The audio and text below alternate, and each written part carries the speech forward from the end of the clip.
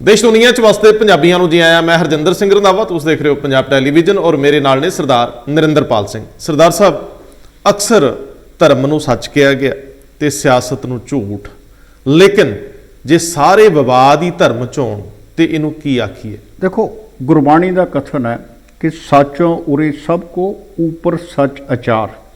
जदों धार्मिक संस्थावां ते बैठे लोगों का किरदार जिहड़ा आ, उन्हां दा विहार है, वो उस सच तो हेठां आ जांदा ते फिर माफ़ करना दोष धर्म दे उत्ते आएगा। दोष तां शरेआम मनजिंदर सिंह सिरसा ते लग गए जी। अदालत कहंदी FIR करो, सही गल ते अगला जवाब दिओ जी। हुण सुखबीर सिंह बादल कित्थे ने? आखिर 24 घंटे बीत गए जी। अकाली दल ने कोई अधिकारत बयान ही जारी नहीं किया। बिल्कुल। अस्तीफा तो लेना दूर सी, जी, जी। दिल्ली कमेटी का प्रधान आ, दिल्ली दे विच सिखां दा एक सन्मान है जी। ते एडे वड्डे इल्जाम तो बाद वो प्रधान बने बैठे। देखो, इल्जाम भी वो आ जिहड़ा 2013 नाल संबंधित है। जदों सरनिया दे कोलों ताकत खोई गई दिल्ली कमेटी की, यह कह के कि सरनिया के प्रबंध दे विच सब कुछ पारदर्शी नहीं है, वो भ्रिष्ट ने, वो गुरु की गोलक नूं लुट रहे ने। ते इत्थे अदालत कहती कि जिहड़ा 66 लाख रुपये दे तुसीं पेमेंट कीती है, इहदा बिल कित्थे है? अगली खबर भी धर्म नाल जुड़दी है जी कि सिंह साहब भाई रणजीत सिंह श्री दरबार साहब के सामने बैठते जी, धरना लाउंदे, रोस धरना जी। गल कुछ अटपटी लगी है, बिल्कुल दिल नहीं करता, क्योंकि सिंह साहब बड़े साबका जथेदार ने, अकाल तख्त दे एक धार्मिक शख्सियत ने, किरदार वाले इंसान मन्ने जी। गए। ये गल जिहड़ी हजम नहीं हुई कि आखिर रोस प्रदर्शन दरबार साहब की बजाए जी। जेकर श्रोमणी कमेटी के दफ्तर सामने जां अकाली दल के दफ्तर सामने हुंदा, गल जचदी सी। तुसीं सवाल बड़ा नवां पाता। तुसीं भुल गए कि जिहड़े लोग बकायदा श्रोमणी कमेटी के दफ्तर के बाहर धरना देण पुजे सी, उन्हां दा की हशर होया? ਇਹਦਾ मतलब भाई साहब डर गए इसे गल तो भी उन्हों का हशर माड़ा होया ते देखो, असीं इधर बह लीए। बिल्कुल, तुसीं इनू दूसरे पहलू तो भी देख सकते हो कि उन्हां दे वल्लों स्थान की कीती चोण जिहड़ी आ, वो थोड़ा जिहा अटपटी जी लगदी। कोई भी देखो, सिंह साहब सन्मानजनक ने, लेकिन जी। कोई भी व्यक्ति विशेष जां संस्था जी। दरबार साहब वर्गी पावन जगह के सामने जी। आशा कोई भी होवे, बिल्कुल। कोई मकसद कितना भी उच्चा वड्डा क्यों ना होवे, जी, जी। रोस धरना ना देवे, तो बिल्कुल। इंज लगदा जिवें दरबार साहब दी उस आस्था ते सट जी। है। लेकिन एक गल ते सिंह साहब नाल होर थोड़ा इख्तलाफात ने, उन्हां नाल थोड़ा अलग राय है जी। कि काफ़ी दिन पहला तो सिंह साहब दी एक कहनी कि मेरे कोल जिहड़ी रिपोर्ट है वो श्रोमणी कमेटी वालों पबलिश रिपोर्ट तो वक्री है। बिल्कुल। कल उन्होंने वो जारी क्यों ना की? क्योंकि जदों इस तरह दी हस्तियां जिहड़ियां धार्मिक निजाम नूं, गुरद्वारा प्रबंध नूं बदलण लई लगियां होण, जी। जे वो जुबान तो बाद वो जिस तरह की पैरा ना क्रेडिबिलिटी देण अपने कहे दे उत्ते, जिस तरह की क्रेडिबिलिटी सियासतदानां दी है, सिफर ते आई पई। जी जी। जे ये भी इंज रस्ते चले गए, हाँ। आखिर कोई भरोसा क्यों करूं? बिल्कुल। देखो, पहली गल तो यह कि जिहड़ा 328 स्वरूपों का मामला भाई रणजीत सिंह लैके कल अगे वधे ने, आखिर वो समुचा मामला जिहड़ा इस वेले दस्तावेजां ते आधारित खड़ा है। फिर कोई धिर उन्हां कानूनी प्रक्रियावां वल क्यों नहीं वधी जिथे जाके दोष तो इत्थे ही है जिथे दस्तावेज साबित करने होंदे? जी। देखो, सब तो पहला पंजाब ह्यूमन राइट्स ऑर्गेनाइजेशन ने जांच ही मंगी सी कानूनी, लेकिन प्रशासन जां सूबा सरकार कह लो, उन्होंने इस पासे नन्ना नहीं धरिया। अगली गल लै लीए, फिर मुड़दे हैं, विस्तार च गल करते हैं कि कैप्टन अमरिंदर सिंह सरकार केंद्र वाली सरकार दे नाल सिद्धी गहगच आ। बिल्कुल। उन्हां दे MP बथेरा जोर जार लाए, जी जी। कल मुड़ आए ने, वापस फिर जाणगे। सही गल। एक खबर दो अखबारी जिहड़े हाउस है वड्डे, जी, उन्हां वल्लों आ रही है कि कैप्टन अमरिंदर दे कुछ विधायक लगभग 26 ਦੇ ਕਰੀਬ 2 ਦਰਜਨ ਤੋਂ ਜ਼ਿਆਦਾ ਵਿਧਾਇਕਾਂ ਤੇ ਜੀ। ਕੇਂਦਰੀ ਏਜੰਸੀਆਂ ਦੀ ਨਜ਼ਰ ਆ, ਕੋਈ ਮਾਈਨਿੰਗ ਚ, ਕੋਈ ਕਿਸੇ ਚ, ਬਿਲਕੁਲ। ਆਖੇ ਜੀ ਖੰਗਾਲੇ ਜਾ ਰਹੇ ਦਸਤਾਵੇਜ਼ ਜੀ। ਤੇ ਉਹ ਕਿਸੇ ਵੇਲੇ ਵੀ ਉਹਨਾਂ ਨੂੰ ਨੋਟਿਸ ਭੇਜ ਸਕਦੀ, ਘੇਰੇ ਚ ਲੈ ਸਕਦੀ। ਸਹੀ ਗੱਲ। ਆਖਰ ਏਜੰਸੀਆਂ ਦੀ ਜਾਗ ਉਦੋਂ ਕਿਉਂ ਖੁੱਲਦੀ ਜਦੋਂ ਜ਼ਰੂਰਤ ਪੈਂਦੀ ਆ? ਜੀ। ਇਹੀ ਕੰਮ ਜੇ ਮਾਈਨਿੰਗ ਚੋਂ ਪਹਿਲਾਂ ਦਾ ਮੁਲਵਸ ਆ, ਸ਼ਾਮਲ ਆ, ਉਹਨੂੰ ਪਹਿਲਾਂ ਕਿਉਂ ਨਹੀਂ ਰੱਸਾ ਪਾਉਂਦੇ? ਗੱਲ ਤੇ ਹੈ ਕਿ ਜਿਹਨੂੰ ਉਹ ਕਹਿੰਦੇ ਨਾ ਕਿ ਕਹਾਵਤ ਹੈ, ਮਾਫ ਕਰਨਾ ਸੀ ਪਹਿਲਾਂ ਮਾਫੀ ਮੰਗ ਲਈਏ, ਕਿਉਂਕਿ ਉਹਦਾ ਸ਼ਬਦ ਇਹ ਹੋਈ ਹੈ ਕਿ ਈਦ ਤੋਂ ਬਾਅਦ ਤੰਬਾ ਫੂਕਣ ਦਾ ਕੀ ਅਰਥ ਹੈ। ਇਹ ਹਾਂ ਕਹਾਵਤ ਆ। ਲੇਕਿਨ ਜਦੋਂ ਇਹ ਮੁੱਦਾ ਉੱਠਿਆ ਮਾਈਨਿੰਗ ਦਾ, ਨਾਜਾਇਜ਼ ਮਾਈਨਿੰਗ ਦਾ ਮੁੱਦਾ ਉੱਠਦਾ ਕਦੋਂ ਆ, ਇਹ ਦੋਸ਼ ਲੱਗਦੇ ਕਦੋਂ ਨੇ? ਜਿਹੜਾ ਬੀਤੇ ਦਿਨੀ ਪੰਜਾਬ ਤੇ ਹਰਿਆਣਾ ਹਾਈ ਕੋਰਟ ਨੇ ਇੱਕ ਕਿਹਾ ਸੀ ਜੀ। ਕਿ ਪੰਜਾਬ ਦੇ ਵਿੱਚ ਜਿੱਥੇ ਵੀ ਮਾਈਨਿੰਗ ਹੋ ਰਹੀ ਹੈ ਉੱਥੇ ਗੁੰਡਾ ਟੈਕਸ ਵੀ ਲੱਗ ਰਿਹਾ। ਇਹ ਸਾਰਾ ਕੁਝ, ਇਹ ਮਾਫੀਆ ਸ਼ੁਰੂ ਕਿੱਥੋਂ ਹੋਇਆ? ਇਹ 5 ਅਧਿਕਾਰੀਆਂ ਨੂੰ ਨੋਟਿਸ ਦੇਣ ਦੀ ਗੱਲ ਵੀ ਤੁਰੀ ਆ, ਜਿਹਦੇ ਵਿੱਚ ਹਾਈ ਕੋਰਟ ਨੇ ਆਪ ਨੋਟਿਸ ਲਿਆ ਜੀ। ਲੇਕਿਨ ਆਖਰ ਜਿੱਥੇ ਹਾਈ ਕੋਰਟ ਦੀ ਨਜ਼ਰ ਪੈਂਦੀ, ਅਦਾਲਤ ਦੀ ਨਜ਼ਰ ਪੈਂਦੀ, ਹਾਂ, ਉੱਥੇ ਹੀ ਵਰਕ ਕਿਉਂ ਹੁੰਦਾ? ਸਹੀ ਗੱਲ। ਫਿਰ ਸਰਕਾਰਾਂ ਕਾਹਦੇ ਲਈ ਚੁਣੀ ਦੀਆਂ? ਸਰ, ਤਾਂ 2-4 ਕੋਰਟਾਂ ਹੋਰ ਬਣਾ ਲਈਏ। ਨਹੀਂ ਜੀ, ਨਹੀਂ, ਪਹਿਲੀ ਗੱਲ ਤੇ ਆ ਕਿ ਜਿਹੜਾ ਇਨਫੋਰਸਮੈਂਟ ਡਾਇਰੈਕਟੋਰੇਟ ਹੁਣ ਜਾਗ ਰਿਹਾ, ਇਹ ਪਿਛਲੇ 10 ਸਾਲ ਕਿੱਥੇ ਸੀ? ਥੋੜਾ ਜਿਹਾ ਅੱਗੇ ਆ ਜਾਈਏ।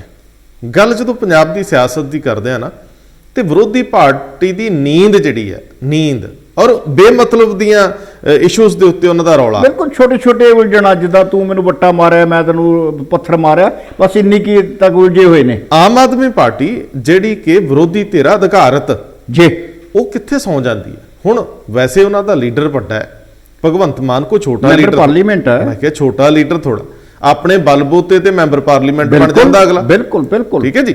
ਲੇਕਿਨ ਅੱਜ ਕੱਲ ਉਹਨਾਂ ਦੀ ਜਿਹੜੀ ਕੇਂਦਰੀ ਜਿਹੜੇ ਆਕਾ ਹਾਈ ਕਮਾਂਡ ਆਕਾ ਕਹੋਗੇ, ਆਕਾ, ਉਹ ਜਦੋਂ ਮੀਟਿੰਗ ਦੀ ਨਜ਼ਰ ਆਉਂਦੀ ਆ, ਕੇਜਰੀਵਾਲ ਦੀਆਂ ਫੋਟੋਆਂ 2 ਵਾਰ ਆਈਆਂ ਪਿਛਲੇ 3 ਦਿਨਾਂ 'ਚ ਜੀ। ਇੱਕ ਦੇ ਵਿੱਚ ਉਹ ਕੁਲਤਾਰ ਸੰਧਵਾ, ਅਮਨ ਅਰੋੜਾ ਜੀ, ਮੀਤ ਹੇਰ ਤੇ ਹਰਪਾਲ ਚੀਮਾ ਬੈਠੇ ਵਿੱਚ ਕੇਜਰੀਵਾਲ ਜੀ, ਤੇ ਅੱਜ ਉਹ ਕੁੜੀ ਜਿਹੜੀ ਸਿੰਗਰ ਹੈ, ਅਨਮੋਲ ਗਗਨ ਮਾਨ, ਜਿਹੜੀ ਗਾਇਕਾ, ਬਿਲਕੁਲ, ਉਹ ਲੜਕੀ ਜੋਤੀ ਪ੍ਰਧਾਨ ਬਣਾਈ ਜਾਂਦੀ ਹੈ, ਮੀਤ ਪ੍ਰਧਾਨ। ਤੇ ਅੱਜ ਵੀ ਭਗਵੰਤ ਮਾਨ ਦੀ ਹਾਜ਼ਰੀ ਹੈ ਨਹੀਂ। ਇਹ ਭਗਵੰਤ ਮਾਨ ਜੀ ਕਿਤੇ ਵਿਦੇਸ਼ ਚਲੇ ਗਏ ਜਾਂ ਹਾਈ ਕਮਾਂਡ ਨੂੰ ਚੰਗੇ ਨਹੀਂ ਲੱਗਦੇ, ਹੁਣ ਇਹ ਵੀ ਸਵਾਲ ਆ। ਲੇਕਿਨ ਮੁੜੀਏ ਪਿਛਾਂ, ਬਹੁਤ ਬਹੁਤ ਵੱਡੇ ਸਵਾਲ ਹੁੰਦੇ ਜਦੋਂ ਧਰਮ ਤੇ ਆਂਚ ਆਉਂਦੀ ਆ, ਔਰ ਬੜਾ ਕੁਝ ਲੜਖੜਾਉਂਦਾ ਹੈ। ਧਰਮ ਦੇ ਨਾਂ ਤੇ ਸਾਡੇ ਦੇਸ਼ 'ਚ ਬੜਾ ਕੁਝ ਹੋਇਆ। ਜੇ ਧਰਮ ਦੇ ਨਾਂ ਤੇ ਵਿਵਾਦ ਹੋਣ ਕੋਈ ਵੱਡੀ ਗੱਲ ਨਹੀਂ, ਲੇਕਿਨ ਧਰਮ ਦੇ ਵਿੱਚ ਕਰਪਸ਼ਨ, ਧਰਮ ਦੇ ਨਾਂ ਤੇ ਪੈਸੇ ਹੜੱਪਣਾ, 420 ਕਰਨੀ, ਇਹ ਥੋੜਾ ਅਟਪਟਾ ਲੱਗਦਾ ਹੈ। ਤੇ ਜਦੋਂ ਦਿੱਲੀ ਕਮੇਟੀ ਦੇ ਪ੍ਰਧਾਨ ਨੂੰ ਉਹਦੇ ਖਿਲਾਫ ਪਰਚਾ ਦਰਜ ਕਰਨ ਦੀ, FIR ਕਰਨ ਦੀ ਆਉਂਦੀ ਵਾਰੀ ਜੀ, ਉਸ ਵੇਲੇ ਲੋਕਾਂ ਦਾ ਆਬਜੈਕਸ਼ਨ ਤਾਂ ਹੋਣਾ ਚਾਹੀਦਾ ਜੀ ਕਿ ਜੇ ਉਹਨਾਂ ਤੇ FIR ਕਰਨ ਲਈ ਅਦਾਲਤ ਕਹਿ ਰਹੀ ਹੈ, ਕੋਈ ਹੋਰ ਨਹੀਂ ਕਹਿ ਰਿਹਾ, ਅਦਾਲਤ ਕਹਿ ਰਹੀ, ਫਿਰ ਹੁਣ ਤੱਕ ਉਹ ਕੁਰਸੀ ਨਾਲ ਕਿਉਂ ਚੰਬੜੇ? ਜੀ, ਕੀ ਉਹਨਾਂ ਨੂੰ ਨੈਤਿਕ ਆਧਾਰ ਤੇ ਤੁਰੰਤ ਫਰਗ ਨਹੀਂ ਸੀ ਆਪਣੇ ਆਪ ਨੂੰ ਕਰ ਲੈਣਾ ਚਾਹੀਦਾ, ਅਸਤੀਫਾ ਨਹੀਂ ਸੀ ਦੇਣਾ ਚਾਹੀਦਾ? ਜੇ ਨਹੀਂ ਕਰ ਰਹੇ, ਜੇ ਢੀਠਤਾਈ ਦੀ ਸਿਖਰ ਆ, ਤੇ ਫਿਰ ਸੁਖਬੀਰ ਸਿੰਘ ਬਾਦਲ ਕੀ ਕਰਦੇ ਆ, ਜਿਹੜੇ ਡੀਂਗਾ ਮਾਰਦੇ ਆ ਕਿ ਅਸੀਂ ਤਾਂ ਬਹੁਤ ਹੀ ਸਾਫ਼ ਆ, ਦੁੱਧ ਧੋਤੇ ਆ, ਲੋਕ ਹੀ ਕਹੀ ਜਾਂਦੇ, ਫਿਰ ਅਸਤੀਫਾ ਬੰਮ ਰੋੜ ਕੇ ਲੈਂਦੇ ਤੇ ਜਾਂ ਫਿਰ ਬਰਖਾਸਤ ਕਰ ਦਿੰਦੇ। ਦੇਖੋ, ਸਵਾਲ ਤੇ ਫਿਰ ਉੱਥੇ ਆ ਗਿਆ ਕਿ ਜਦੋਂ ਤੁਸੀਂ ਦਾਵਾ ਕਰਦੇ ਹੋ, ਦਾਵਾ ਇਹ ਹੁੰਦਾ ਕਿ ਸਿੱਖ ਧਰਮ ਸਿਧਾਂਤ ਜਿਹੜਾ ਮੀਰੀ ਤੇ ਪੀਰੀ ਦਾ, ਬਿਲਕੁਲ, ਲੇਕਿਨ ਉੱਥੇ ਕੀ ਆ ਕਿ ਉੱਥੇ ਧਰਮ ਦਾ ਕੁੰਡਾ ਜਿਹੜਾ ਸਿਆਸਤ ਦੇ ਉੱਤੇ ਆ।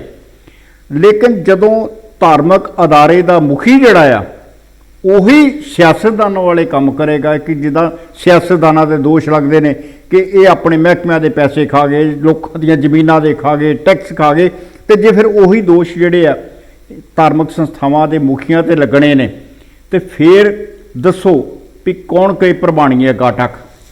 ਸਰਦਾਰ ਜੀ, ਜਦੋਂ ਜਿਸ ਵਿਅਕਤੀ ਨੇ MLA ਬਣਨਾ, ਉਹਨੇ ਹੀ ਕਮੇਟੀ ਮੈਂਬਰ ਬਣਨਾ। ਬਿਲਕੁਲ ਬਿਲਕੁਲ, ਜਿਹਨੇ MLA ਬਣਨਾ, ਵਜ਼ੀਰ ਬਣਨਾ, ਉਹਨੇ ਹੀ ਮੁੜ ਕੇ ਪ੍ਰਧਾਨ ਬਣਨਾ ਹੈ। ਬਿਲਕੁਲ, ਤੇ ਫਿਰ ਤਾਂ ਸਭ ਚੱਲਦਾ ਹੀ ਰਹਿਣਾ। ਜਦੋਂ ਇਲੈਕਸ਼ਨ ਜਿੱਤਣ ਲਈ ਤੁਹਾਨੂੰ ਪਾਣੀ ਵਾਂਗ ਪੈਸਾ ਵਹਾਉਣਾ ਪਏ, ਸਹੀ ਗੱਲ, ਜਦੋਂ ਤੁਹਾਨੂੰ ਸਾਰੇ ਹੱਥ ਕੰਡੇ ਵਰਤਣੇ ਪੈਣ, ਪਾਰਟੀਆਂ ਨੂੰ ਫੰਡ ਦੇਣੇ ਪੈਣ, ਉਸ ਵੇਲੇ ਸੌਖੇ ਬਹਾਨੇ ਹੁੰਦੇ ਆ ਕਿ ਅਸੀਂ ਫਿਰ ਕਿੱਥੋਂ ਲਿਆਈਏ। ਕੱਲ ਸਾਹਿਬ ਤਰਲੋਚਨ ਸਿੰਘ, ਜਿਹੜੇ ਸਾਬਕਾ ਮੈਂਬਰ ਪਾਰਲੀਮੈਂਟ ਨੇ, ਘੱਟ ਗਿਣਤੀ ਕਮਿਸ਼ਨ ਦੇ ਰਹੇ ਨੇ ਚੇਅਰਮੈਨ, ਉਹਨਾਂ ਦਾ ਇੱਕ ਲੇਖ ਪੜ੍ਹਿਆ। ਉਹ ਕਹਿੰਦੇ ਕਿ ਮੈਂ ਦਿੱਲੀ ਦੇ ਵਿੱਚ ਜਦੋਂ ਦਿੱਲੀ ਕਮੇਟੀ ਦੀਆਂ ਚੋਣਾਂ ਹੁੰਦੀਆਂ, ਕਹਿੰਦੇ ਘਰਾਂ ਦੇ ਵਿੱਚ ਜਬਰੀ ਸ਼ਰਾਬ ਦੇ ਡੱਬੇ ਵੰਡੀ ਦੇ ਦੇਖੇ। ਕਹਿੰਦੇ ਜੀ ਮੈਂ ਸ਼ਰਾਬ ਦੀਆਂ ਗੱਡੀਆਂ ਵੇਖਦਾ ਰਿਹਾ ਜਾਂਦੀਆਂ। ਫਿਰ ਕੀ ਕਰੋਗੇ? ਫਿਰ ਧਰਮ ਕਿੱਥੇ ਰਹਿ ਗਿਆ? ਲੇਕਿਨ ਕੱਲ ਜਿਹੜਾ ਅਹਿਮ ਸਵਾਲ ਮੈਨੂੰ ਕੀਤਾ ਗਿਆ ਉਹ ਇਹ ਸੀ ਕਿ ਉਹ ਕਹਿੰਦੇ ਕਿ ਤੁਸੀਂ ਹਰ ਵਾਰ ਸਿੱਖ ਰਾਜ ਦੀ ਗੱਲ ਕਰਦੇ ਹੋ, ਸਿੱਖਾਂ ਦੀ ਗੱਲ ਕਰਦੇ ਹੋ, ਤੇ ਜਦੋਂ ਤੁਸੀਂ ਸਿੱਖ ਦੇ ਕਿਰਦਾਰ ਦੀ ਗੱਲ ਕਿਉਂ ਨਹੀਂ ਕਰਦੇ ਕਿ ਜਿਨ੍ਹਾਂ ਨੇ ਸਿੱਖ ਰਾਜ ਦੀ ਗੱਲ ਕੀਤੀ ਜਾਂ ਇਸ ਪਾਸੇ ਆਏ ਨੇ ਸੰਘਰਸ਼ ਦੇ ਪਾਸੇ, ਸਭ ਤੋਂ ਪਹਿਲਾਂ ਉਹ ਬਤੌਰ ਸਿੱਖ ਉਹਨਾਂ ਨੇ ਆਪਣਾ ਜਿਹੜਾ ਕਿਰਦਾਰ ਸੀ ਉਹਦੇ ਤੇ ਜ਼ੋਰ ਦਿੱਤਾ। ਉਹ ਕਹਿੰਦੇ ਕਿ ਤੁਹਾਨੂੰ ਕਦੀ ਬੰਦਾ ਸਿੰਘ ਬਹਾਦਰ ਯਾਦ ਨਹੀਂ ਆਉਂਦਾ? ਤੁਹਾਨੂੰ ਕਦੀ ਆ ਜਿਹੜੇ ਸਿੱਖ ਜਰਨੈਲ ਨੇ, ਨਵਾਬ ਜੱਸਾ ਸਿੰਘ ਆਹਲੂਵਾਲੀਆ, ਨਵਾਬ ਕਪੂਰ ਸਿੰਘ, ਜੱਸਾ ਸਿੰਘ ਰਾਮਗੜੀਆ, ਕਹਿੰਦੇ ਕਦੀ ਉਹ ਨਹੀਂ ਹੁੰਦੇ ਜਿਨ੍ਹਾਂ ਨੇ ਕਿਰਦਾਰ ਦੀ ਮਿਸਾਲ ਪੇਸ਼ ਕੀਤੀ। ਔਰ ਅੱਜ ਜਿਹੜਾ ਆ ਸਾਡੇ ਸਾਹਮਣੇ ਸਿਆਸਤਦਾਨ ਤੇ ਨੇ ਜਿਨ੍ਹਾਂ ਦੇ ਦਾਅਵੇ ਨੇ ਕਿ ਉਹਨਾਂ ਦੇ ਵਰਗਾ ਪਾਕ ਪਵਿੱਤਰ ਤੇ ਧਾਰਮਿਕ ਇਨਸਾਨ ਕੋਈ ਨਹੀਂ ਹੈ, ਲੇਕਿਨ ਜਦੋਂ ਮਾਨਯੋਗ ਅਦਾਲਤ ਕਹਿ ਦਿੰਦੀ ਹੈ ਕਿ ਆਹ ਜਿਹੜੀ ਜਾਂਚ ਕ੍ਰਾਈਮ ਬ੍ਰਾਂਚ ਦਿੱਲੀ ਨੇ ਕੀਤੀ ਹੈ ਇਹ ਅਧੂਰੀ ਆ। ਬਿਲਕੁਲ ਠੀਕ ਹੈ, ਮਾਨਯੋਗ ਅਦਾਲਤ ਕਹਿ ਰਹੀ ਹੈ ਜੀ ਆਹ ਜਿਹੜੇ ਲੈਟਰ ਪੈਡ ਦੇ ਉੱਤੇ 66 ਲੱਖ ਦੇ ਕਰੀਬ ਦੀ ਤੁਸੀਂ ਭੁਗਤਾਨ ਕੀਤਾ ਆ, ਦੱਸੋ ਇਸ ਲੈਟਰ ਪੈਡ ਦੇ ਉੱਤੇ ਕੋਈ ਕੰਪਨੀ ਦਾ GST ਨੰਬਰ ਹੈ, ਕੋਈ ਟੈਕਸ ਨੰਬਰ ਹੈ? ਕਿੱਥੋਂ ਦੇ ਰਹੇ ਹੋ ਤੁਸੀਂ? ਔਰ ਜਿਹੜਾ ਦੋਸ਼ ਵਿੱਚ ਲੱਗ ਰਿਹਾ ਉਹ ਇਹ ਆ ਕਿ ਇਹ ਦਿੱਲੀ ਦੇ ਕਿਸੇ ਬਾਹਰ ਸੂਖ ਸਿਆਸਤਦਾਨ ਨੂੰ ਖੁਸ਼ ਕਰਨ ਲਈ ਇਹ ਬਿੱਲਾਂ ਦਾ ਭੁਗਤਾਨ ਕੀਤਾ ਗਿਆ। ਇਹ ਤਾਂ ਮਨਜਿੰਦਰ ਸਿੰਘ ਸਿਰਸਾ ਕਲੀਅਰ ਕਰਨ ਕਿ ਉਹਨਾਂ ਨੇ ਕਿਹਨੂੰ ਖੁਸ਼ ਕੀਤਾ। ਉਹ ਸੁਪਰ ਆਕਾ ਕੌਣ ਆ ਜਿਹੜਾ ਸਿਰਸੇ ਤੋਂ ਵੀ ਉੱਪਰ ਹੈ? ਉਹਨਾਂ ਤੇ ਪੱਲਾ ਝਾੜ ਦਿੱਤਾ। ਨਹੀਂ, ਉਹ ਕਹਿ ਰਹੇ ਕਿ ਮਨਜੀਤ ਸਿੰਘ ਜੀਕੇ ਪ੍ਰਧਾਨ ਸੀ, ਅਪਰੂਵਲ ਉਹਨਾਂ ਦੀ, ਤੇ ਮਨਜੀਤ ਸਿੰਘ ਜੀਕੇ ਨੂੰ ਵੀ ਚਾਹੀਦਾ ਉਹ ਜਵਾਬ ਦੇਣ। ਬਿਲਕੁਲ, ਮਨਜੀਤ ਸਿੰਘ ਜੀਕੇ ਨੂੰ ਇਸ ਮਾਮਲੇ ਦੇ ਵਿੱਚ ਸਥਿਤੀ ਸਪਸ਼ਟ ਕਰਨ ਲਈ ਤੁਰੰਤ ਪ੍ਰੈਸ ਦੇ ਸਾਹਮਣੇ ਆਉਣਾ ਚਾਹੀਦਾ ਹੈ। ਸਵਾਲ ਤੇ ਇਹ ਵੀ ਹੈ ਕਿ ਜਦ 2013 ਤੋਂ ਲੈ ਕੇ 2017 ਤੱਕ ਜੀਕੇ ਸਾਹਿਬ ਤੁਹਾਡੇ ਨਾਲ ਰਹੇ ਨੇ, 4 ਸਾਲ ਦਰਮਿਆਨ ਨਾ ਤੁਹਾਨੂੰ ਤੇ ਨਾ ਮਨਜਿੰਦਰ ਸਿੰਘ ਸਿਰਸਾ ਨੂੰ ਯਾਦ ਆਇਆ ਕਿ ਅਸੀਂ ਆਹ ਗਲਤੀ ਕੀਤੀ ਹੋਈ ਆ। ਉਸ ਵੇਲੇ ਕਹਿੰਦੇ, ਜਿਸ ਵੇਲੇ ਚੈੱਕ ਤੇ ਦਸਤਖਤ ਕਰਨ ਲੱਗੇ ਸੀ, ਉਸ ਵੇਲੇ ਕਹਿੰਦੇ ਕਿ ਪ੍ਰਧਾਨ ਜੀ ਆ ਕੀ ਅਪਰੂਵਲ ਦਿੱਤੀ ਜਾਏ। ਕਾਹਦਾ ਆ? ਜੇ ਨਿਯਮਾਂ ਨੂੰ ਜਨਰਲ ਸਕੱਤਰ ਨੇ ਨਹੀਂ ਵੇਖਣਾ, ਪ੍ਰਧਾਨ ਨੇ ਨਹੀਂ ਵੇਖਣਾ, ਫਿਰ ਦੇਖਣਾ ਕਿਹਨਾਂ ਨਿਯਮ? ਇੱਕ ਸਿੱਧਾ ਤੇ ਸੌਖਾ ਸਵਾਲ ਸਾਹਮਣੇ ਆਉਂਦਾ। ਸਰਦਾਰ ਸਾਹਿਬ ਨੇ ਗੱਲ ਬੜੀ ਸੋਹਣੀ ਕਹੀ ਹੈ ਕਿ ਆਖਰ ਪਹਿਲਾਂ ਕਿਉਂ ਨਾ ਵੇਖਿਆ। ਮੈਂ ਇੱਕ ਹੋਰ ਸਵਾਲ ਕਹਿਣਾ ਹੈ ਕਿ ਦਿੱਲੀ ਕਮੇਟੀ ਦੇ ਪ੍ਰਧਾਨ ਕੋਲ ਕਾਫੀ ਜਾਇਦਾਦ ਹੈ, ਉਹ ਅਮੀਰ ਬੰਦੇ ਆ, ਕੋਈ ਗਰੀਬ ਤੇ ਹੈ ਨਹੀਂ। ਇਹ ਨਹੀਂ ਕਿ ਉਹਨਾਂ ਨੇ ਵੱਡੇ ਵਕੀਲ ਨਹੀਂ ਕੀਤੇ ਹੋਣਗੇ, ਕੁਦਰਤੀ ਕੀਤੇ ਹੋਣਗੇ। ਅਦਾਲਤ ਦੀ ਪ੍ਰਕਿਰਿਆ ਪਹਿਲਾਂ ਤੋਂ ਚੱਲਦੀ ਹੋਊਗੀ, 13 ਤੋਂ ਜੇ ਚੱਲ ਰਹੀ ਆ, ਕਾਫੀ ਲੰਬੇ ਸਮੇਂ ਤੋਂ। ਇਹਦਾ ਮਤਲਬ ਹੈ ਕਿ ਉੱਥੇ ਜਿੰਨੇ ਦਾਅ ਪੇਚ ਵਰਤੇ ਗਏ ਹੋਣਗੇ, ਵਰਤੇ ਹੋਣਗੇ। ਅਜੇ ਫਿਰ ਦਾਅ ਪੇਚ ਵਰਤਣਾ ਕਿ ਅਸੀਂ ਅਦਾਲਤ ਨੂੰ ਦੱਸਾਂਗੇ। ਜਦੋਂ ਸਰਦਾਰ ਸਾਹਿਬ ਅਦਾਲਤ FIR ਦਰਜ ਕਰਕੇ ਜਵਾਬ ਦੇਣ ਨੂੰ ਕਹਿ ਰਹੀ ਪੁਲਿਸ ਨੂੰ ਜੀ, ਤੇ ਪੁਲਿਸ ਦੀ ਖਿਚਾਈ ਵੀ ਕਰ ਰਹੀ ਹੈ, ਬਿਲਕੁਲ ਉਸ ਵੇਲੇ ਇਹ ਸਵਾਲ ਬਣਦਾ ਹੈ ਕਿ ਕੀ ਇਸ ਪੀਰੀਅਡ ਦੌਰਾਨ ਦਿੱਲੀ ਕਮੇਟੀ ਦੇ ਪ੍ਰਧਾਨ ਨੇ ਪੂਰੇ ਦਾਅ ਪੇਚ ਖੇਡੇ ਹੋਣਗੇ? ਜੇ ਫਿਰ ਵੀ ਉਹਨਾਂ ਦੇ ਖਿਲਾਫ FIR ਕਰਨ ਲਈ ਕਹਿਤਾ ਗਿਆ, ਇਹਦਾ ਮਤਲਬ ਅਨਫ ਦਸਤਾਵੇਜ਼ ਜਿਹੜੇ ਡਾਕੂਮੈਂਟਸ ਨੇ ਜੋ ਬੋਲਦੇ ਹੋਣਗੇ ਉਹ ਅਦਾਲਤ ਦੀ ਕਸਟਡੀ 'ਚ ਹੋਣਗੇ। ਔਰ ਇਸ ਤੋਂ ਵੱਡੀ ਗੱਲ ਕਿ ਜੇਕਰ ਅਪਰੂਵਲ ਮਨਜੀਤ ਸਿੰਘ ਜੀਕੇ ਦੀ ਹੋਈ ਔਰ ਉਹਨਾਂ ਦੇ ਦਸਤਖਤ ਵਾਲੀ ਅਪਰੂਵਲ ਸੀ, ਤੇ ਫਿਰ FIR ਉਹਨਾਂ ਦੇ ਖਿਲਾਫ ਕਰਨ ਲਈ ਵੀ ਅਦਾਲਤ ਨੇ ਕਹਿਣਾ ਸੀ ਜਾਂਚ ਤੁਹਾਡੇ ਖਿਲਾਫ ਕਿਉਂ ਸ਼ੁਰੂ ਹੋ ਰਹੀ ਹੈ। ਫਿਰ ਅਦਾਲਤ ਕਿਸੇ ਵੀ ਕੀਮਤ ਤੇ ਮਨਜੀਤ ਸਿੰਘ ਜੀਕੇ ਨੂੰ ਪਾਸੇ ਨਹੀਂ ਸੀ ਰੱਖ ਸਕਦੀ, ਕਿਉਂਕਿ ਅਦਾਲਤਾਂ 'ਚ ਰਿਸ਼ਤੇਦਾਰੀਆਂ ਨਹੀਂ ਚੱਲਦੀਆਂ ਜੀ, ਦਸਤਾਵੇਜ਼ ਸਬੂਤ ਚੱਲਦੇ। ਇਹਦਾ ਮਤਲਬ ਹੈ ਕਿ ਅਦਾਲਤ ਨੇ ਐਨਾਲਾਈਜ਼ ਕਰਨ ਤੋਂ ਬਾਅਦ, ਮੁਲਾਂਕਣ ਕਰਨ ਤੋਂ ਬਾਅਦ FIR ਕਰਨ ਲਈ ਕਿਹਾ ਹੈ। ਇਹਦੇ ਇਸ ਮਾਮਲੇ 'ਚ ਨੈਤਿਕ ਤੌਰ ਤੇ ਮੁੱਢਲਾ ਜੋ ਨਜ਼ਰ ਆ ਰਿਹਾ, ਉਹਦੇ ਆਧਾਰ ਤੇ ਮਨਜਿੰਦਰ ਸਿੰਘ ਸਿਰਸਾ ਨੂੰ ਦਿੱਲੀ ਕਮੇਟੀ ਦਾ ਪ੍ਰਧਾਨ ਬਣੇ ਰਹਿਣ ਦਾ ਕੋਈ ਅਖਲਾਕੀ ਹੱਕ ਨਹੀਂ ਰਿਹਾ, ਹੱਕ ਨਹੀਂਗਾ, ਛੱਡ ਦੇਣੀ ਚਾਹੀਦੀ ਆ। ਜੇ ਢੀਠਤਾਈ ਦਾ ਸਿਖਰ ਨਹੀਂ ਛੱਡਣੀ, ਤੇ ਫਿਰ ਜਿਹੜੇ ਇਹਨਾਂ ਦੇ ਸੁਪਰ ਬਾਸ ਨੇ, ਜਿਨ੍ਹਾਂ ਨੇ ਹੋਰ 2-4 ਮਹੀਨਿਆਂ ਤੱਕ ਦਿੱਲੀ ਕਮੇਟੀ ਦੀ ਇਲੈਕਸ਼ਨ 'ਚ ਜਾਣਾ, ਲੋਕਾਂ ਕੋਲੋਂ ਵੋਟਾਂ ਮੰਗਣ, ਉਹ ਕਿਸ ਮੂੰਹ ਨਾਲ ਜਾਣਗੇ ਕਿ ਜਦੋਂ ਅਦਾਲਤ ਕਹਿ ਰਹੀ ਆ, ਉਸ ਤੋਂ ਬਾਅਦ ਵੀ ਤੁਸੀਂ ਨੀਂਦ ਸੁੱਤੇ ਰਹਿੰਦੇ ਹੋ, ਫਿਰ ਵੀ ਤੁਸੀਂ ਸਰਾਣੇ ਬਾਂਹ ਦੇ ਕੇ ਪਏ ਹੋ, ਇੱਕ ਅੱਖਰ ਨਹੀਂ ਬੋਲਦੇ। ਹਾਲਾਂਕਿ ਹਰ ਮਾਮਲੇ ਤੇ ਬੋਲਣ ਵਾਲੇ ਸੁਖਬੀਰ ਬਾਦਲ ਦੀ ਫੇਸਬੁੱਕ ਇਸ ਮਾਮਲੇ 'ਚ ਕੁਝ ਨਹੀਂ ਕਹਿੰਦੀ। ਸੋ ਮੈਨੂੰ ਇੰਜ ਲੱਗਦਾ ਹੈ ਸਰਦਾਰ ਸਾਹਿਬ ਕਿ ਇਹ ਸਿੱਖਾਂ ਦੀਆਂ ਧਾਰਮਿਕ ਸੰਸਥਾਵਾਂ ਨੂੰ ਬਹੁਤ ਬੁਰੇ ਤਰੀਕੇ ਨਾਲ ਬਦਨਾਮ ਕਰਨ ਦਾ ਤੌਰ ਤਰੀਕਾ ਬਣਦਾ ਜਾ ਰਿਹਾ ਹੈ। ਇਹਦੇ ਨਾਲ ਇੱਕ ਆਮ ਸਿੱਖ ਔਰ ਦਾਅਵੇ ਕੀਤੇ ਜਾਂਦੇ ਨੇ ਕਿ ਜਿਹੜੇ ਲੋਕ ਸ਼੍ਰੋਮਣੀ ਕਮੇਟੀ ਖਿਲਾਫ, ਦਿੱਲੀ ਕਮੇਟੀ ਦੇ ਪ੍ਰਬੰਧ ਖਿਲਾਫ ਬੋਲਦੇ ਨੇ, ਉਹ ਦੋਖੀ ਨੇ ਜੀ।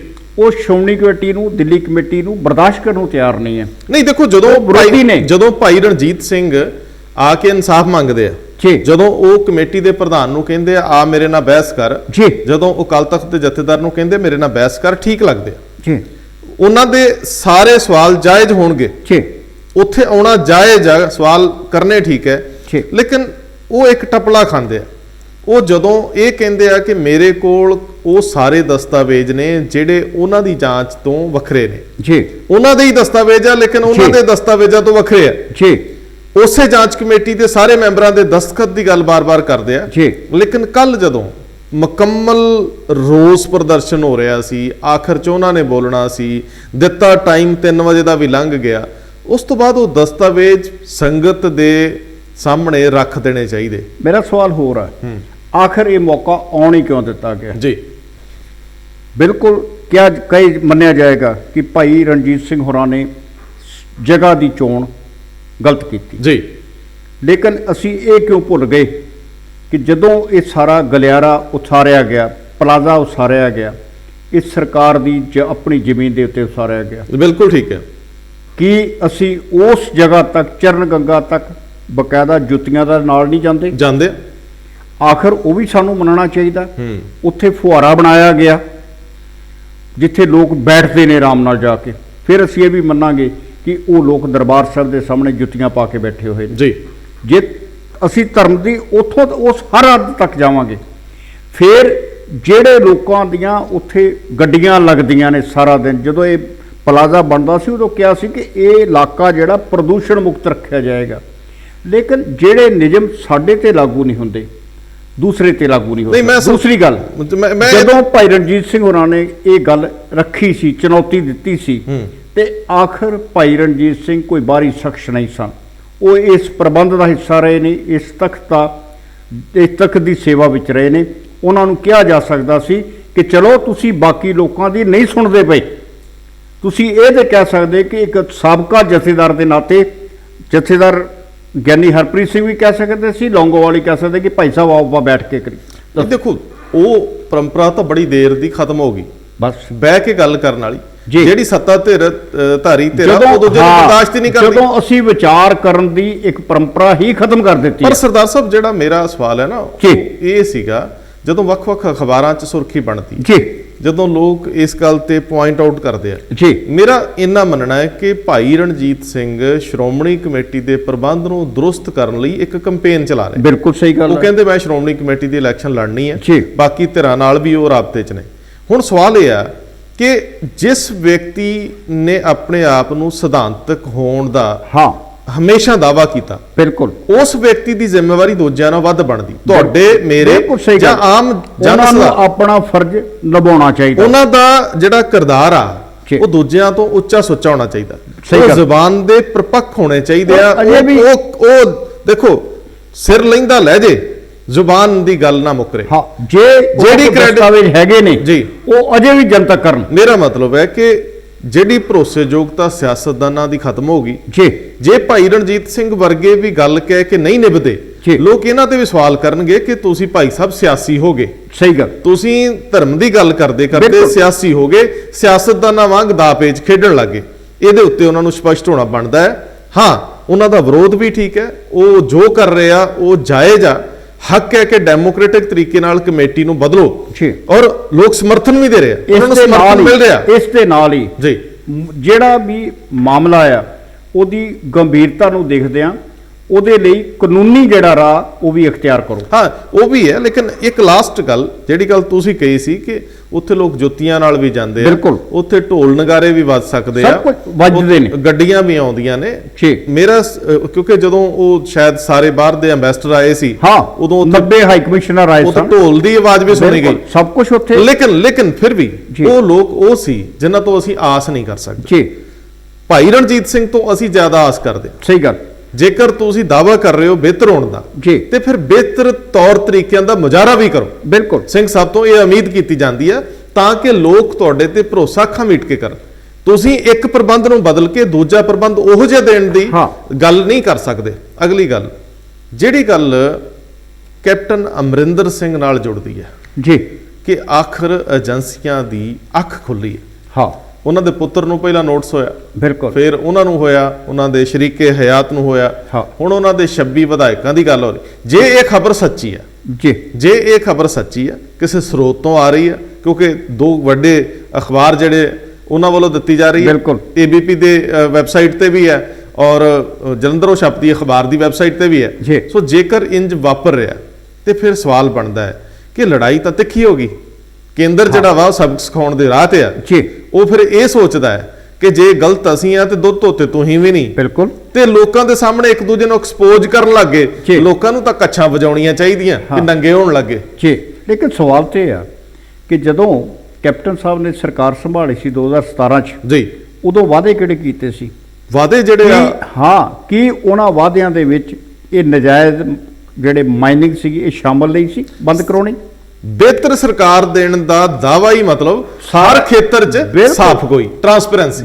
ਜਿਹੜਾ ਮਾਫੀਆ, ਹਰ ਕਿਸਮ ਦਾ ਮਾਫੀਆ ਖਤਮ ਕਰਨ ਦੇ ਵਾਅਦੇ ਸਨ। ਜੀ, ਔਰ ਜੇ 3 ਸਾਲ ਜਾਂ 4 ਸਾਲ ਤੁਹਾਨੂੰ ਯਾਦ ਨਹੀਂ ਆਇਆ ਤੇ ਅੱਜ ਸਰਕਾਰ ਨੂੰ ਯਾਦ ਆ ਗਿਆ, ਭਾਵੇਂ 26 ਜਿਹੜੇ ਆ ਵਿਧਾਇਕ ਉਹਨਾਂ ਨੂੰ ਨੋਟਿਸ ਆਏ ਨੇ, ਲੇਕਿਨ ਨਹੀਂ ਮੈਂ ਦਰੁਸਤ ਕਰ ਦਿਆਂ, ਨੋਟਿਸ ਨਹੀਂ ਆਏ, ਨੋਟਿਸ ਦੇਣ ਦੀ control ਆ ਰਹੀ ਆ।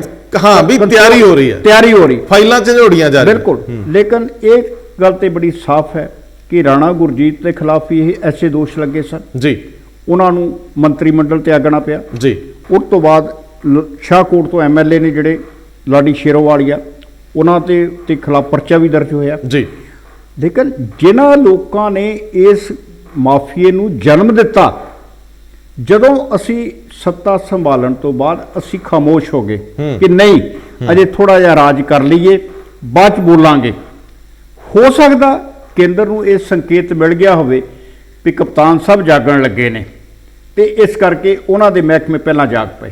ਵੱਡੀ ਗੱਲ ਆ ਕਿ ਜਦੋਂ ਕੋਈ ਧਿਰ ਆਪਣੇ ਆਪ ਨੂੰ ਜ਼ਿਆਦਾ ਸਾਫ਼ ਸੁਥਰੀ ਦਿਖਾ ਕੇ ਜੀ ਕਿਸੇ ਨਵੀਂ ਇਲੈਕਸ਼ਨ ਦੀ ਤਿਆਰੀ ਕਰ ਰਹੀ ਹੋਵੇ, ਬਿਲਕੁਲ, ਤੇ ਜਿਹੜੇ ਸ਼ਰੀਕ ਆ ਉਹ ਬਹਿਣ ਤਾਂ ਨਹੀਂ ਨਾ ਦਿੰਦੇ। ਬਿਲਕੁਲ ਬੈਨ ਵੀ ਨਹੀਂ ਦਿੰਦੇ। ਨਾਲੇ ਗੱਲ ਹੈ ਕਿ ਜਦੋਂ ਨਵੀਂ ਕੰਪਨੀ ਖੁੱਲਦੀ ਆ ਉਹਨੂੰ ਆਪਣਾ ਪ੍ਰਚਾਰ ਵੱਖਰਾ ਕਰਨਾ ਪੈਂਦਾ। ਸਰਦਾਰ ਜੀ, ਤੁਹਾਨੂੰ ਯਾਦ ਹੈ ਕਿ ਅਕਸਰ ਇਹ ਕਹਾਵਤ ਹੀ ਬਣ ਗਈ ਹੁਣ ਵੀ ਜਿਹਦਾ ਕੋ ਥੋ ਪਤਾ ਲੈਣਾ ਹੋਵੇ ਨਾ, ਹਾਂਜੀ, ਉਹਨੂੰ ਇਲੈਕਸ਼ਨ ਲੜਾ ਦਿਓ ਹਾਂ, ਜਾਂ ਮੀਡੀਆ 'ਚ ਬਿਠਾ ਦਿਓ। ਬਿਲਕੁਲ। ਉਹਦੇ ਜਿਹੜੇ ਸ਼ਰੀਕ ਆ ਉਹ ਸਭ ਕੁਝ ਕੱਢ ਲਿਆਉਂਦੇ ਜਿਹੜੇ ਉਹਦੇ ਆਪਣਿਆਂ ਨੂੰ ਵੀ ਨਹੀਂ ਪਤਾ ਉਹ ਹੁੰਦਾ। ਕਹਿੰਦੇ ਉਮੀਦਵਾਰ ਐਲਾਨੋ ਨੂੰ, ਉਹਦੇ ਦੇ ਨਾਨਕੇ ਦਾਦਕੇ ਸਾਰੇ ਕੱਢ ਕੇ ਲੈ ਆਉਂਦੇ ਨੇ। ਬਿਲਕੁਲ, ਬਿਲਕੁਲ। ਸੋ ਇਹ ਇੱਕ ਖਬਰ, ਜਿਹੜੀ ਖਬਰ ਨੇ ਪੰਜਾਬ ਦੇ ਸਿਆਸੀ ਗਲਿਆਰਿਆਂ 'ਚ ਕਾਫੀ ਤਰਥੱਲੀ ਮਚਾਈ ਹੈ।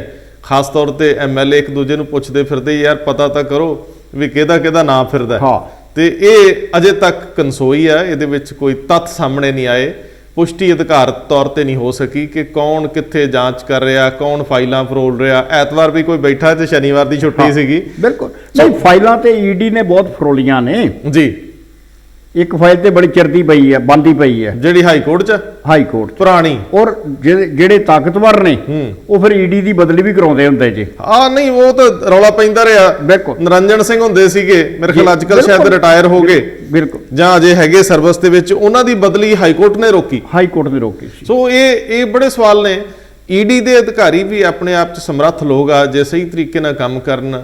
ਜੇਕਰ ਇਹ ਲੋਕ ਸਮੇਂ ਸਿਰ ਜਿੱਥੇ ਵੀ ਕ੍ਰਾਈਮ ਹੁੰਦਾ, ਜਿੱਥੇ ਵੀ ਗੁਨਾਹ ਹੋ ਰਿਹਾ, ਉਹਦੇ ਤੇ ਨਜ਼ਰਸਾਨੀ ਕਰਨ, ਨਜ਼ਰ ਰੱਖ ਕੇ ਕਾਰਵਾਈ ਕਰ ਦੇਣ, ਤੇ ਸ਼ਾਇਦ ਇੱਥੋਂ ਤੱਕ ਹਾਲਾਤ ਨਾ ਬਣਦੇ। ਅੱਜ ਢੀਂਡਸਾ ਸਾਹਿਬ ਅੰਮ੍ਰਿਤਸਰ ਦੇ ਗੇੜੇ ਤੇ ਸੀ। ਸਰਦਾਰ ਸਾਹਿਬ ਤੁਸੀਂ ਤਾਂ ਮਿਲ ਕੇ ਵੀ ਆਏ ਹੋ। ਢੀਂਡਸਾ ਸਾਹਿਬ ਦਾ ਮੁੱਖ ਜਿਹੜਾ ਸੀਗਾ ਕਿ ਜਿਹੜਾ 328 ਸਰੂਪ ਜਿਹੜੇ ਆ ਜੀ, ਉਹਨਾਂ ਦੀ ਗੁੰਮਸ਼ੁਦਗੀ ਨੂੰ ਲੈ ਕੇ ਜਿਹੜਾ ਅਕਾਲੀ ਦਲ ਡੈਮੋਕ੍ਰੈਟਿਕ ਨੇ ਪਛਤਾਚਾਪ ਮਨਾਇਆ ਜੀ। ਬਕਾਇਦਾ ਪਹਿਲਾਂ ਇੱਥੇ ਗੁਰਦੁਆਰਾ ਕੌਲਸਰ ਜਿਹੜਾ, ਉੱਥੇ ਅਖੰਡ ਪਾਠ ਸਾਹਿਬ ਦੇ ਭੋਗ ਪਏ ਨੇ।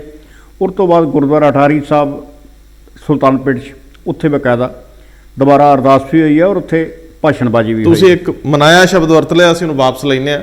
ਅਸਲ ਦੇ ਵਿੱਚ ਸਰਦਾਰ ਸਾਹਿਬ ਪਤਾ ਲੱਗਿਆ ਕਿ ਅੱਜ ਕੁਝ ਨਵੇਂ ਲੋਕ ਵੀ ਹਾਜ਼ਰੀ ਭਰੀ ਜੀ ਟਕਸਾਲ ਵਾਲੀ ਸਾਈਡ ਤੋਂ। ਦੇਖੋ, ਅੱਜ ਸਭ ਤੋਂ ਅਹਿਮ ਜਿਹੜਾ ਜਿਹਨੂੰ ਦੇਖਿਆ ਜਾਣਾ ਚਾਹੀਦਾ ਉਹ ਇਹ ਸੀ ਕਿ ਪਹਿਲੀ ਵਾਰ ਜਿਹੜੀ ਸਾਨੂੰ ਆਸ ਸੀ, ਕਿਉਂਕਿ ਕੰਸੋ ਤੇ ਸੀਗੀ ਕਿ ਬ੍ਰਹਮਪੁਰਾ ਪਰਿਵਾਰ ਜਿਹੜਾ ਵਾਪਸ ਨੇੜੇ ਆ ਗਿਆ, ਲੇਕਿਨ ਅੱਜ ਬ੍ਰਹਮਪੁਰਾ ਪਰਿਵਾਰ ਦਾ ਕੋਈ ਉੱਥੇ ਆਗੂ ਨਹੀਂ ਪੁੱਜਿਆ, ਅਕਾਲੀ ਦਲ ਟਕਸਾਲੀ ਦਾ ਕੋਈ ਨਹੀਂ ਪੁੱਜਿਆ।